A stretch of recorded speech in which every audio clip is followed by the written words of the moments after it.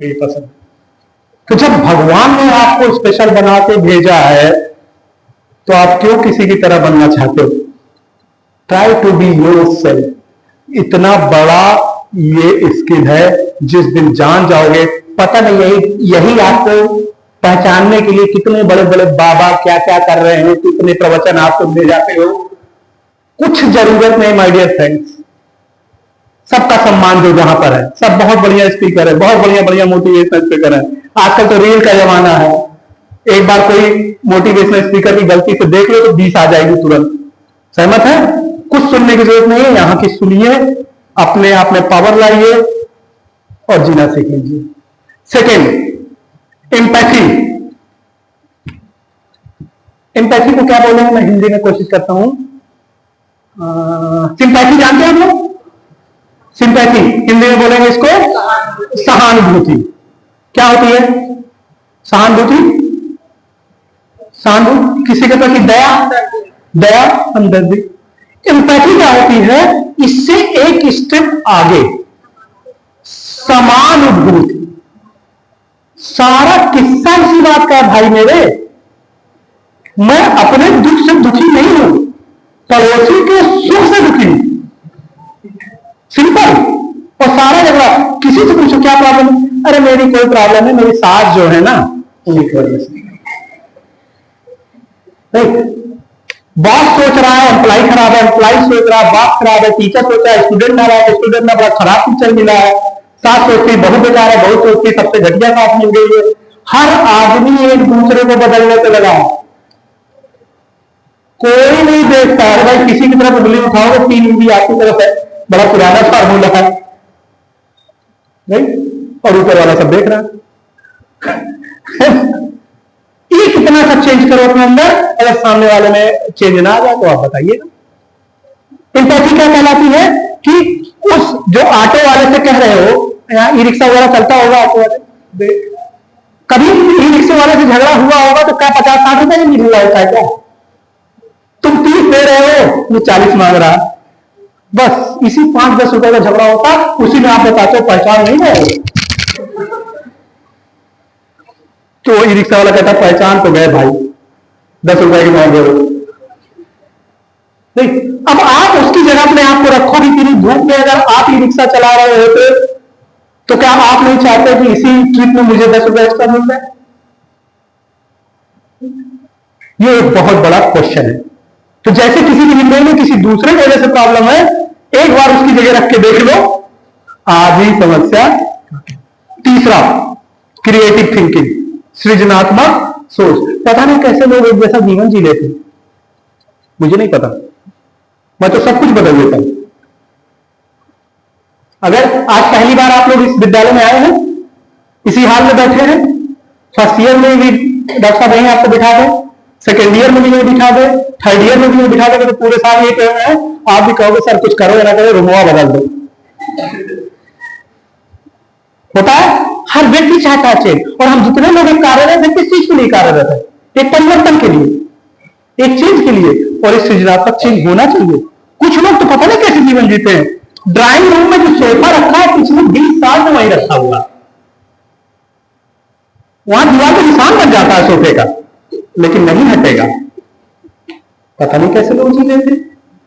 रेणु दीदी ने एक पेंटिंग बनाई थी माचिस की तीली से, बत्तख बनाई थी, नीचे लिखा हुआ रेणु दीदी। रेणु दीदी के बच्चे भी इंटरमीडिएट पास हो गए, लेकिन इतनी इमोशन से जुड़ी हुई पेंटिंग नहीं हटा रहे। पता नहीं कैसे जी लेते हैं लोग जीवन। सब बदल दो। मेरे पास कभी कोई क्लाइंट आता है, कहता है सर पिछली बार आप उस तरफ बैठे थे ना, हम लोग उस तरफ बैठे थे, तो मैं कहता हूं मेरा चैम्बर, मेरी टेबल, मेरी चेयर, मैं चाहे इधर बैठूं चाहे उधर बैठूं, सिंपल, सब बदल देता हूं। हाँ, ध्यान रखिए बदलने में एक गुणवन, बदलिए वो सारी चीजें, ध्यान रखिए आपका और आपसे जुड़े हुए लोगों का नुकसान ना हो। बाकी बदल लीजिए। मैंने सब बदल दिया, सब कुछ बदल दिया, केवल एक चीज को आज तक नहीं बदल पाया। क्या? एक नहीं बदल पाया। अरे कुत्ता भी बजा भाई, सही पकड़े हैं। वाइफ हो, अच्छा उसके पीछे भी दो कारण है, उसके पीछे भी दो कारण है। देखो ना, शादीशुदा लोग ने बोला, उसके पीछे दो कारण है। पहला, या तो मौका नहीं मिला, राइट, और दूसरा उसने मौका नहीं दिया, और मेरे ऊपर दूसरा अप्लाई होता है, ठीक। तो समझ में आ गई तीसरी बात इसकी, कुछ नया करो, कुछ नया सोचो, करोगे तभी अगले दिन में एंट्री करने में मजा आएगा। अदरवाइज कुछ लोग तो ऐसे हैं कि जॉब कर रहे हैं पिछले 35 साल से, 10 बजे शर्मा जी टिफिन उठाते हैं, 6 बजे शर्मा जी टिफिन उठा रहे हैं। अरे कुछ लोग तो ऐसे, उनकी बाइक की आवाज से घड़ी मिला लेते हैं। अरे बाइक स्टार्ट होगी शर्मा जी, 10 बज गया क्या? ऐसे लोग जीवन जी रहे हैं 30 साल से। पता नहीं, आपकी चॉइस, मैं केवल सिखा रहा हूं आपको। चौथा, क्रिटिकल थिंकिंग, जटिल सोच। ये जीवन के उस समय हथियार काम आता है जब आपको किसी जगह ऐसा निर्णय लेना है जब आपको पूरे जीवन पे इसका असर होगा। फॉर एग्जाम्पल, अभी आपने लिया कि बीएससी एजी करे कि बीए करे कि बीकॉम करे। 10th के बाद सोचा था आर्ट ले, कॉमर्स ले या साइंस ले, या अभी इसके बाद 4-5 साल बाद शादी करने की जॉब करे कि बिजनेस करे। ये जो जीवन के पड़ाव है, यहां पर ये जीवन कौशल काम आएगा, जटिल सोच, जो आपके पूरे जीवन में। 5वां, प्रॉब्लम सॉल्विंग। टेंशन मत लो, मैं बता दूंगा ये कहां मिलेगा सब, बाकी मैं हूं। प्रॉब्लम सॉल्विंग, समस्या समाधान। मैथमेटिक्स वाले अक्सर बोलते हैं there is before the problem there is solution. समस्या से पहले क्या होता है? समाधान। हमको केवल वो खोजना है, और दुनिया की कोई ऐसी प्रॉब्लम नहीं है जो आज तक शॉर्ट आउट न हुई, केवल आपने अभी तक वो तरीका नहीं खोजा। ये भी एक जीवन कौशल है। 6ठा, निर्णय लेना। बहुत लोग अगर काउंसलिंग करूं तो भी बताएंगे सर मैं जल्दी से कोई डिसीजन नहीं ले पाती। बहुत से लोग ऐसे बैठे हुए, ठीक। और सच बताइए, बहुत बड़ी स्किल है। और मैं एक सेंटेंस बोलता हूं, if you are not taking the risk, if you are not taking the risk, this is the biggest risk, this is the biggest risk if you are not taking the risk. बताऊं कैसे लिया है? मैं आपको बताता हूं कैसे लिया। मैंने 20 साल नौकरी की, 20 साल, 1996 टू 2016। 2016 में मुझे ज्ञान प्राप्त हुआ। ज्ञान प्राप्त होते हैं ना वो, जैसे महात्मा बुद्ध, स्वामी, तो मुझे भी एक ज्ञान प्राप्त हुआ। मैं आपसे शेयर करता हूं, अगर आपको भी ठीक लगे तो आप भी प्राप्त कर लेना। मुझे ये पता चल गया 2016 में कि दुनिया की सबसे प्यारी चीज क्या होती है। बड़ा मुश्किल काम है ना पता करना। मैंने पता लगा लिया 20 साल में, और जैसे मुझे पता चला मैं उस ओर बढ़ गया। जानना चाहते हैं कि आज दुनिया की सबसे प्यारी चीज?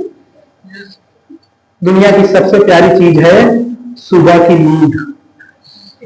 जो मजा सुबह सोने में है ना भाई, तो दुनिया में किसी कोने में नहीं। ये आप जान लो, हर व्यक्ति के बाद जो कोई पिछले 25 साल से 5-4 बजे उठने की कोशिश करा, उनकी बात छोड़ दो। बाकी जितने लोग इस साल में बैठे हैं, कोई ऐसा नहीं होता जब सुबह पहली बार ये मन ना आए आज ना जाए क्या। पहला मन आता है, फिर तमाम बम्बार्डमेंट होती है, आज ये है, आज वो है, आज उनका लेक्चर है, आज तो ये फाइल जमा होगी। फिर हम बड़ा करके उठते हैं, कुछ और बहादुर होते, दोबारा भी सो जाते हैं। अच्छा, कुछ तो ऐसे भी बहादुर बैठे हैं, अगर उनको 6 बजे उठना है तो 3 अलार्म लगाते हैं, 5:15, 5:30। सहमत है मेरी बात से? मतलब तुम लोग अपने ही नींद के कातिल हो। अरे भैया, थोड़ा सा पावर लाओ अपने अंदर, थोड़ा सा पावर लाओ कि अगर 5:15 का लगाया है तो 5:15 उठ जाओ, और अगर 5:45 तक 3 अलार्म लगा सकते हो तो आधा घंटा और मजे से सो लो, फिर 5:45 पे उठ जाओ। लेकिन हम खुद ही लगाते हैं, और गारंटी देता हूं अगर 5:15 से 6 बजे तक के बीच में सो नहीं पाओगे चैन से। हर 10 मिनट बाद हो तो नहीं गया। और भैया, जैसे मुझे पता चला कि दुनिया की सबसे प्यारी चीज सुबह की नींद है, मैंने नौकरी ही छोड़ दी। ना रहेगा बांस।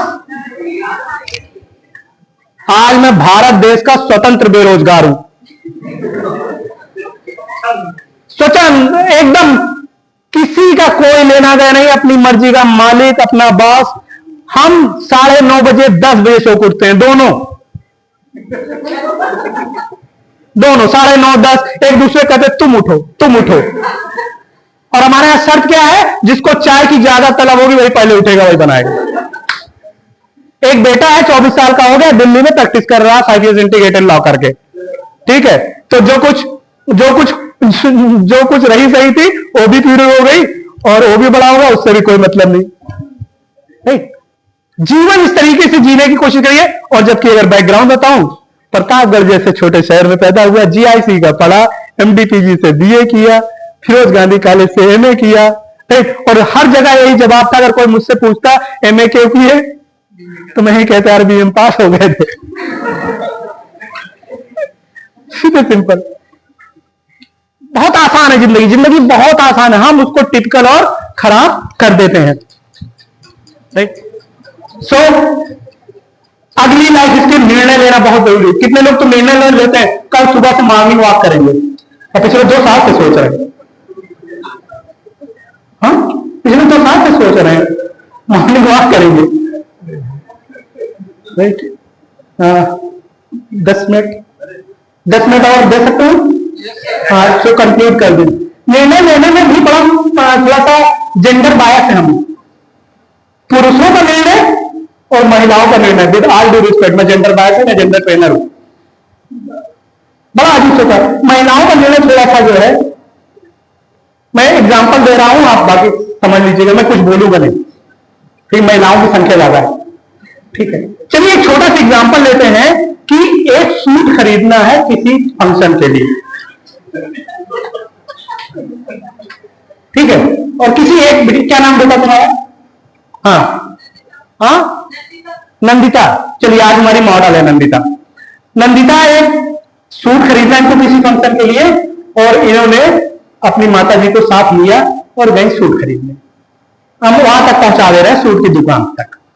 अब सीन देखिए कि दुकानदार इनको सूट दिखाना शुरू करता है, भले पहला सूट ही पसंद आ जाए,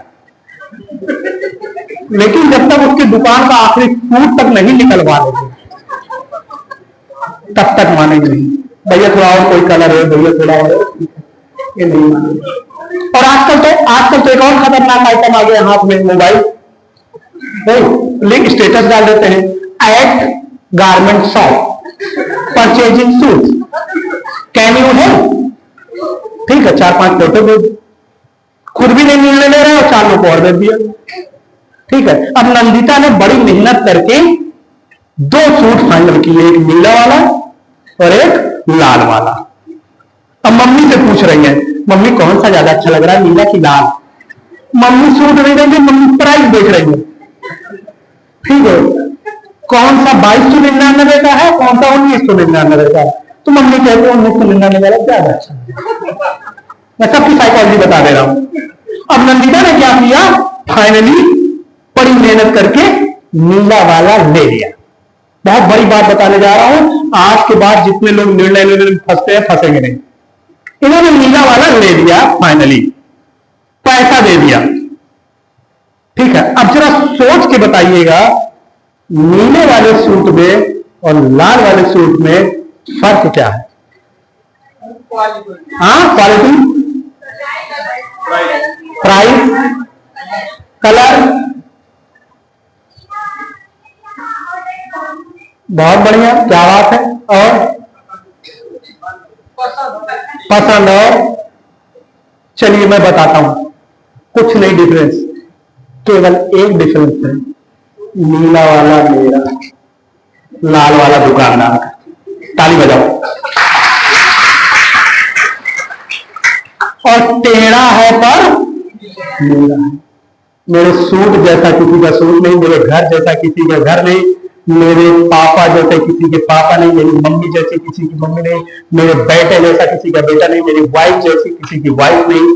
ये आखिरी वाला मैं झूठ बोल रहा था, राइट। अभी भी समस्या खत्म नहीं हुई। नंदिता बड़े शौक से खरीद के ले जा रही थी। इनके साथ सबसे बड़ी गलती कहां हुई वो सुन लीजिएगा, तो आपको डिसीजन मेकिंग के मास्टर हो जाएंगे। सबसे बड़ी गलती क्या हुई, रास्ते में इन्होंने मम्मी से एक सेंटेंस बोल दिया बड़ा खतरनाक वाला, मम्मी वो लाल वाला भी अच्छा था ना। बस चौपट जिसको बोलते हैं।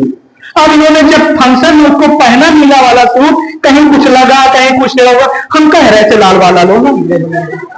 ये वो लोग हैं जो अपने निर्णय से जिंदगी में पछताते हैं। माय डियर फ्रेंड, जब तक डिसीजन मत लेना तब तक जितनी R&D करनी है, जितना रिसर्च करना है, जितना गणित लगानी, जितना गूगल करना है, सब कर डालो। The day you have taken the decision, अब उससे बड़ा स्थिति करते हो। मनोविज्ञान से बढ़िया सब्जेक्ट होता ही नहीं पृथ्वी पर। क्यों? क्योंकि मेरा है। सिंपल। जिस दिन सीख लोगे किसी भी निर्णय पे पछताओगे नहीं। आपको डर क्यों लगता निर्णय लेने में? इसीलिए मान लो ना हुआ तो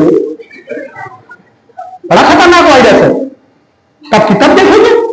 और यही सोच लेते हैं तो 20 साल बाद नौकरी छोड़ने बाद खुदता नहीं। बच्चा क्लास 9 में था, कितना बड़ा डिसीजन था भाई। खैर, नेक्स्ट 7वां, इफेक्टिव कम्युनिकेशन। संवाद सबसे बढ़िया हथियार। इंडिया में क्या कहा से ज्यादा इंपॉर्टेंट है कैसे कहा। अगर आपने ये चीज सीख ली तो आपका बिगड़ता काम बन जाएगा। आपके जितने काम नहीं हो रहे हैं आपके ठीक से संवाद संप्रेषण न करने के कारण हो रहे हैं। ठीक है, मैं एक एग्जांपल से बताता हूं। यहां पे इंडिया में क्या कहा से ज्यादा इंपॉर्टेंट है कैसे कहा। एक बार बच्चा नौकरी करके शाम को 6 बजे घर पहुंचा। उसकी मदर है, इमेजिन करिएगा सब लोग, उसकी मदर है, उसकी पत्नी है। वो नौकरी करके 6 बजे अंदर घुसा, मम्मी मुंह लटका के किनारे बैठी थी लाइन में। अब जैसे वो घुसा उसको मम्मी की चेहरा नजर आया। जाके पूछ रहा क्या हुआ अम्मा? मम्मी ने क्या जवाब दिया? खाना नहीं खाएगी आज। सोचिएगा, खाना आज नहीं खाएगी। अब वो गुस्से में गया पत्नी के पास, अम्मा को खाना नहीं लेके आज तुम। अब उसकी पत्नी भी एकदम, आइए आइए आप मेरे साथ आइए पहले। क्या अम्मा आपको खाना नहीं पूछे थे? अम्मा का जवाब सुनो, जैसे तू पूछे थे वैसे तुम दुश्मनों को ना पूछे।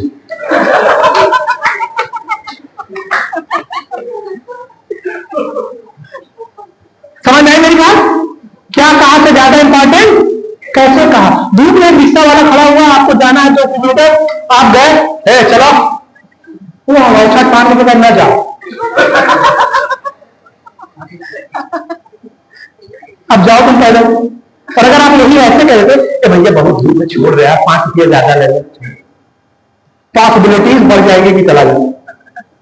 याद रखिएगा क्या बोल रहे हैं और कैसे बोल रहे हैं, ये बहुत बड़ा कला है जीवन जीने का। ठीक, नेक्स्ट अगला है इफेक्टिव कम्युनिकेशन, इंटरपर्सनल रिलेशनशिप। आपको ट्रिपल स्मार्ट होना पड़ेगा।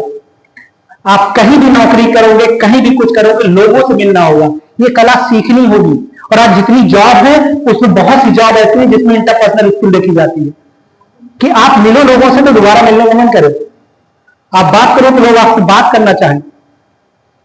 ये होना चाहिए। बहुत बड़ी कला है कि आप कैसे लोगों से डील करते हो। 9th, coping with stress. Stress का क्या मतलब होता है? कोरोना के बाद स्पेशली बहुत दबाव में है लोग, बहुत तनाव में लोग हैं। इंडिया में तो मैं यही कह सकता हूं कि जो जहां है वहां कुछ नहीं है, दूसरे वाले का जवाब है दबाव। और कोरोना में मेरा फोन नंबर उत्तर प्रदेश सरकार की हेल्पलाइन था 60 दिन पूरा।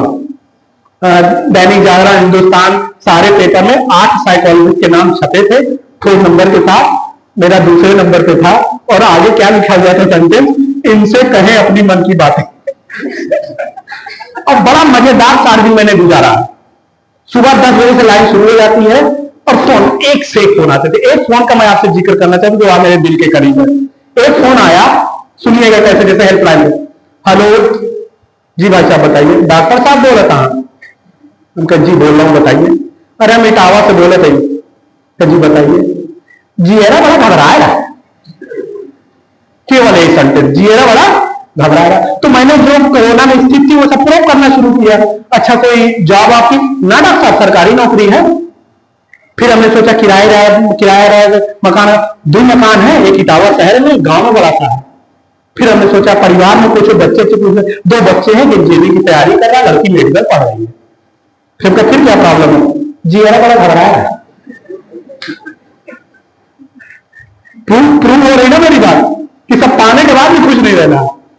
बड़ा अजीब सा किस्सा है, जो चीजें से लोग परेशान थे उसके पास सब था, फिर भी आखिर कह रहा। तो मैंने उसको कहा तुम 6 बजे के बाद फोन करना, अभी दूसरी कॉल ले लूंगी। 6 बजे के बाद उसे फिर फोन किया। तो मैंने साइकोलॉजिस्ट वाला दिमाग लगाया, मैंने उसके बारे में पता चला। मैं आपको बता रहा हूं, वो एक कचेरी में, एक ऑफिस में सरकारी बाबू था, और दिन भर में जब तक 25-30 फाइल इधर उधर ना कर ले उसको बेचैनी होती थी। और पिछले 25-30 दिन से उसको फाइल इधर उधर करने को नहीं मिली। तो मैंने उसको जुगाड़ लगाया, मेरे तुम्हारे घर में कोई फाइल आई लिया करें, हाँ बहुत बहुत फाइल है, हमको सब निकालो, सब पे नई चिट्ठी लगाओ, सब पे फिर से लिखो। वो 5-6 दिन बाद फोन करके कहा थैंक यू डॉक्टर साहब, बड़ा मजा आ रहा।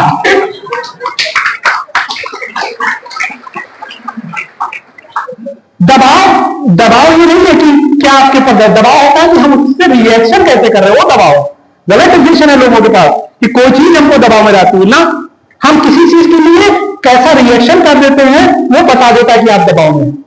क्यों आप अपने दोस्त को, कॉलेज में दूसरे भाई साहब 2 लोग दोस्त है, ठीक है, अभी नमस्ते भी नहीं हुआ था, डॉक्टर साहब ने उनसे बोला क्या बात है, बड़े परेशान लग रहे हो, बात भी नहीं हुई। कैसे? क्योंकि हमारी पूरी शारीरिक मानसिक व्यवस्था बता रही है कि आप टेंशन में, और इसका अपोजिट भी है, अरे क्या बात है, पास हो गए क्या, कुछ नहीं कर रहा है। क्लियर? ये और लास्ट 10वीं life skill, coping with emotions. हम सभी प्राणी हैं, सारा कुछ, स्पेशली जो गर्ल्स बैठी हुई है, इनसे अगर कोई पूछे तो इनके पास एक सेंटेंस होता है, मुझे कोई नहीं समझता, कोई नहीं समझता, क्योंकि सबको अपना इमोशंस की प्रॉब्लम है। हर आदमी, कोई किसी को समझ नहीं रहा है, हर आदमी कोई दुखी है। क्यों दुखी है अभी नहीं पता है, क्यों दुखी है अभी नहीं पता, मजे की बात, वो तो बायोलॉजिकल हो गया।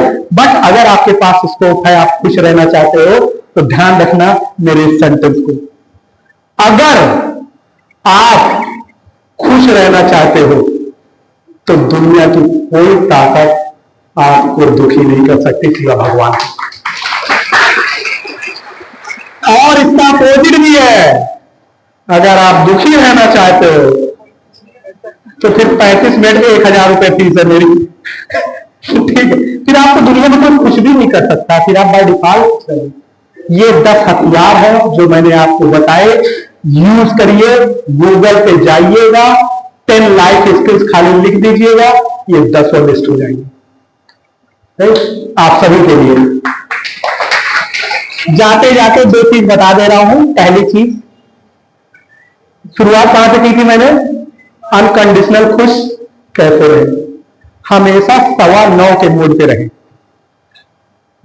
कोई गेस करेगा 9:15 का मोड क्या होता है? अच्छा 9:15 घड़ी लगी है यहां पर, 9:15 पर छोटी सुई कहां होती है, छोटी सुई कहां होती है 9:15 पे, 9 पे, और बड़ी सुई 3 पे। तो सभी लोग यहां प्रैक्टिस करेंगे मेरे साथ, समझिए ये छोटी सुई है और ये बड़ी सुई है। जरा सभी लोग 9:15 बजाएं, सभी लोग बजाइए 9:15।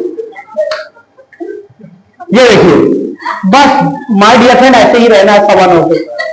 ये अच्छा, साइंस वाले भी बैठे थे, साइंस वाले हाथ उठाए, जरा साइंस वाले हाथ उठाए, वेरी गुड। ये लोग क्या करते हैं, तब तक नहीं मानते जब तक ये ना बोलो है प्रूफ, ये तब तक नहीं मानते, कहते हैं तो कुछ भी बोल के चले गए, ऐसे कैसे हो सकता है। मैं बता रहा हूं कैसे हो सकता है। एक चेहरा सुंदर, खूबसूरत, अट्रैक्टिव, आकर्षक, जॉर्जियस, ऑसम तब लगता है जब उस चेहरे पे गाल फूले हुए हैं। कैसा भी चेहरा होगा गारंटी देता हूं, अगर गाल उभरे हुए हैं ना तो वो बहुत सटीक, बहुत अच्छा लगेगा। अब जरा 9:15 बजा के देखो गाल कहां जा रहा है, देखा कहां जा रहा है। गलती से 7:20 पे मत रहना, ये कहां जाएगा 7 पे, ये कहां जाएगा 4 पे। कुछ लोग बाय डिफॉल्ट ऐसे होते हैं। मेरा कौन सा चेहरा अच्छा लग रहा था, 7:20 वाला, कि सवना वाला? और प्रूव कर दे रहा हूं, ब्यूटी पार्लर में फेशियल कराने जाते हैं, जो ब्यूटिशियन है तो फेशियल करती है आपसे 500-1000 रुपए लेके, वो भी फेशियल ऐसे करती है, कभी ऐसे नहीं करती। अगर ऐसे कर रही है तो आपका पैसा बेच जा रहा है।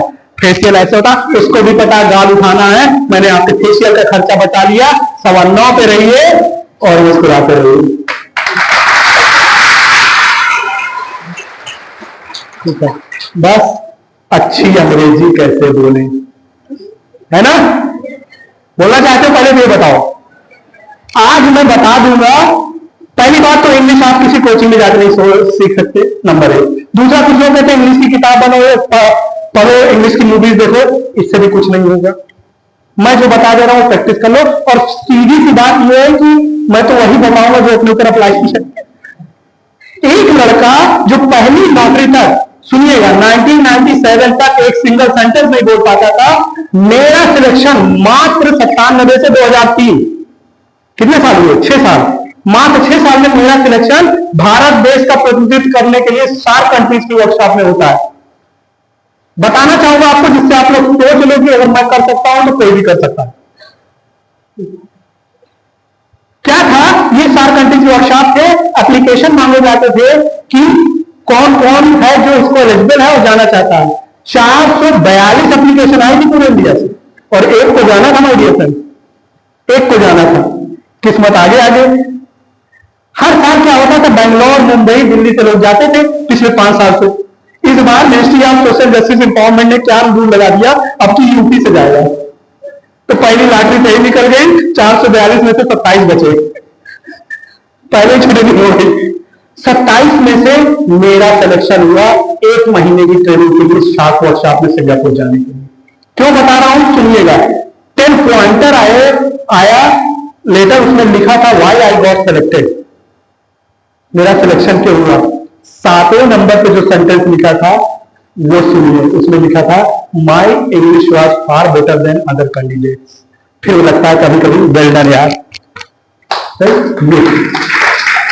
अच्छा, मैंने कैसे सीखा वो बता दे रहा हूं, भगवान दत्त कर रहा हूं मैंने कैसे सीखा। अच्छा, एक चीज है, मैं जो कुछ बोलने जा रहा हूं आप तुरंत उसकी अंग्रेजी कर दीजिएगा बस, ठीक है? सारे लोग मैं बोलने जा रहा हूं। ये क्या है? ये क्या है?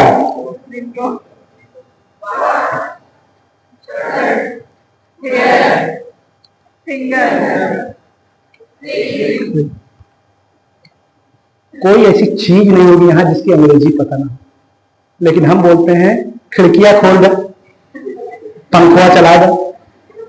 बस आज एक कसम खा लेना, इस पृथ्वी पर जिस चीज की अंग्रेजी आती है, और तब तक जरूर बोलना जब तक सीख ना जाओ, जिस चीज की अंग्रेजी आती है आने वाले दिनों में मैं उसको हिंदी में यूज, भूल जाओ ग्रामर, भूल जाओ। मैं तो जब प्रैक्टिस में था ये वाला, तो मैं चाय वाले के पास गया, 3 दोस्त खड़े हुए, अब मेरी तो कसम खा रखी है कि इंग्लिश में ही बोलेंगे, अब चाय वाले से अंग्रेजी कैसे बोलोगे, कसम खा लो, तो मैं बोलता ही नहीं। 2 मिनट नहीं बोले, खुद ही पूछ रहा कितनी, तो हमने बोला B3, मेरी कसम कायम। फिर 9 रुपए हुआ, मैंने 10 रुपए, फिर मैंने ऐसे पूछा हाउ मच, उसको अंग्रेजी नहीं आती, बट एक्शन देखिए, हाउ मच, कह रहा 9 रुपये। मैंने 10 रुपए दिया, कहा कीप द चेंज। 3 सेंटेंस बोले अंग्रेजी के। अपनी अम्मा से बोलो, जो घर में बिल्कुल अनपढ़, उनसे बोलो राइस दो, राइस दो, एक दिन कहा मांगती जाओ, क्योंकि हम भात बोलते हैं, चावल बोलते हैं। तुम राइस बोलना शुरू करो, क्योंकि तुम प्रैक्टिस पे होगी, तुम्हें अंग्रेजी बोलूंगी, तुम राइस बोलो। मैं गारंटी देता हूं एज साइकोलॉजिस्ट, 15 दिन बाद तुम भले चावल बोलोगे, तुम्हारी अम्मा पूछेंगे राइस लो। सहमत है? तो बहुत यंग एडल्ट हो आप लोग, राइट? जीवन बहुत खूबसूरत है, इससे मत रहिए। Thank you very much.